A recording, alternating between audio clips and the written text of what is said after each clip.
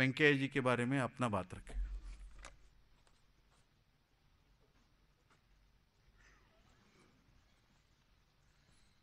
माननीय प्रधानमंत्री जी,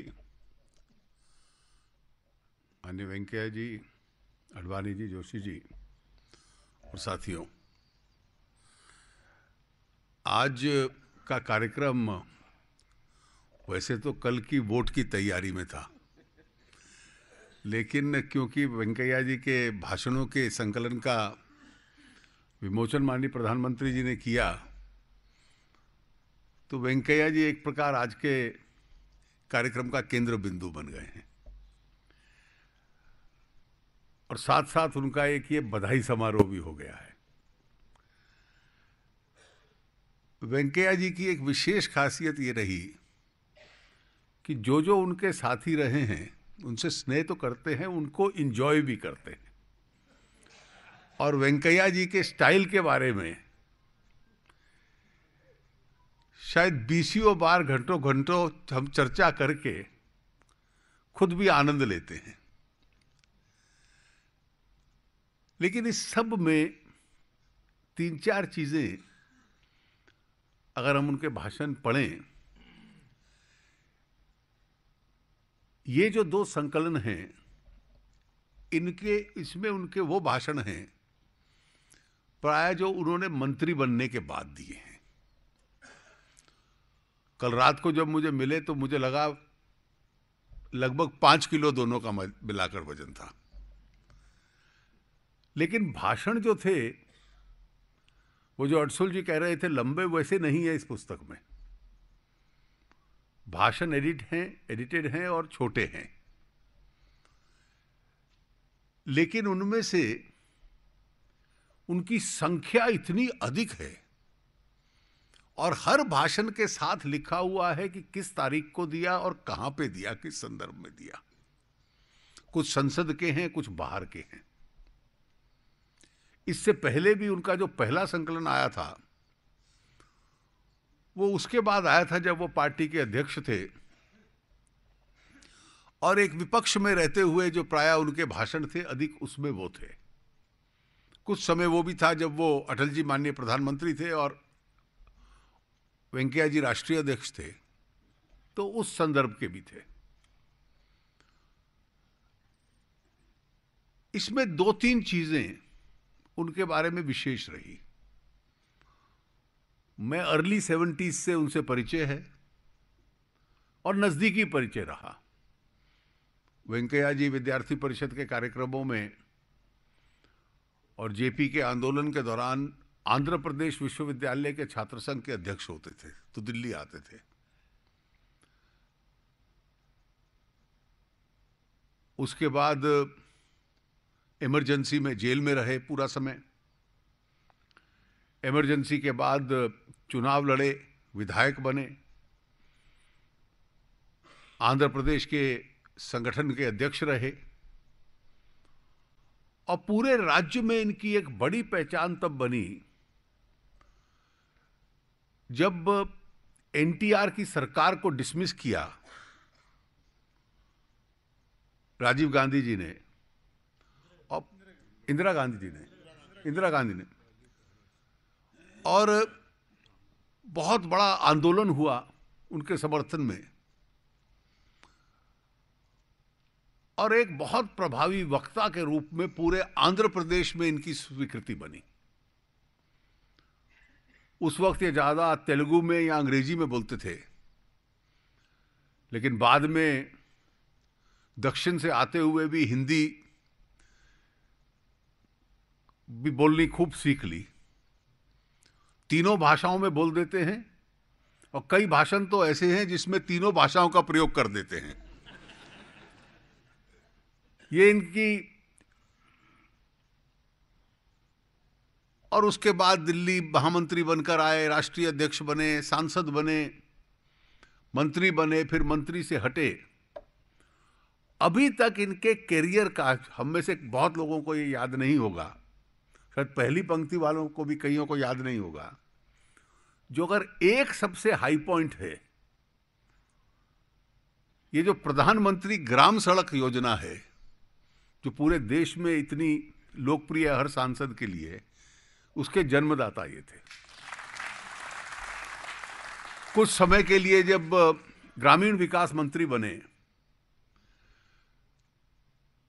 तो मुझे याद है कि कैबिनेट से पहले और बाद में बहुत चिंतित थे कि क्या करूं। ये एक्शन ओरिएंटेड है, कुछ ना कुछ करते रहें कि जिससे कि गांव का विकास हो सके। और इस पूरी योजना, और उस वक्त पहले तो लोग इसलिए डिसमिस कर देते थे कि इतने साधन कहां हैं इसके लिए, और साधन नहीं है तो इसलिए ये कभी बन नहीं पाएगी। और इनके कार्यकाल में इन्होंने स्वयं प्रयास करके उसको लाए। कैबिनेट को, अटल जी को, पीएमओ को, सबको कन्विंस किया, उसको अप्रूव कराया और छोटे से कार्यकाल में उसको शुरू करवा दिया। वो इनके अभी तक के करियर का सबसे हाई पॉइंट है, जिसका देश के ऊपर सबसे अधिक प्रभाव आज भी पड़ता है। जिस काम को लेते हैं, और ये हम सब कार्यकर्ताओं के लिए एक सबक है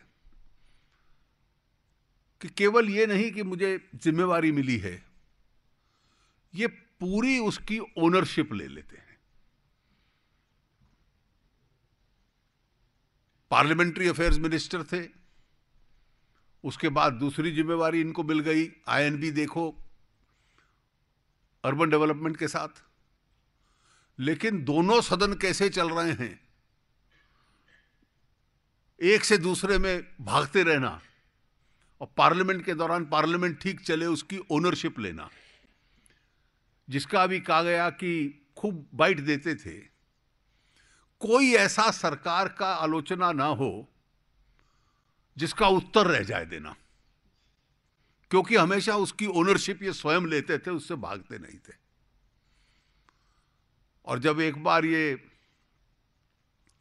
नई जिम्मेवारी में जाएंगे तो इस एक वैक्यूम के लिए हम इनको मिस करने वाले हैं कि कोई ना कोई पार्टी की हर चीज की ओनरशिप ले और उसकी जिम्मेवारी अपने ऊपर ले ले। अब इनके प्रवास करते रहना, हर विषय पे बोलते रहना, उस विषय की जानकारी नहीं है तो उसके एक्सपर्ट से चर्चा कर लेना, उनसे टॉकिंग पॉइंट्स बनवा लेना और फिर उसको डेवलप करना। और अगर आप देखेंगे कि संकलन में भाषण ये हमेशा कभी पढ़ते नहीं है, एक्सटेम्पोर है इनके, लेकिन अलग अलग विषयों पे सीखते रहना और उस पे देते रहना, ये इनकी एक खासियत रही है।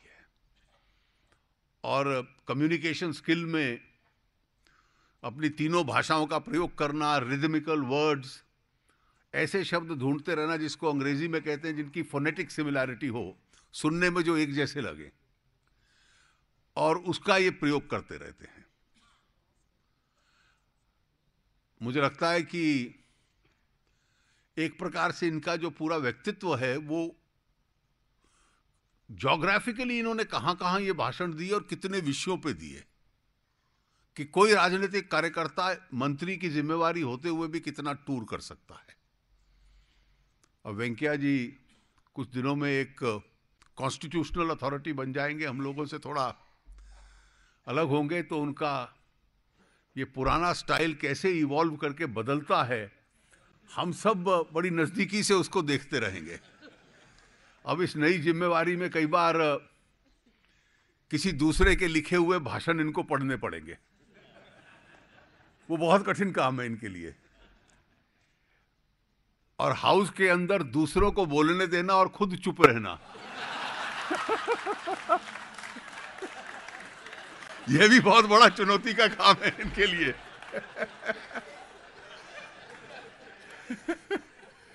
तो और टूर पे जाना,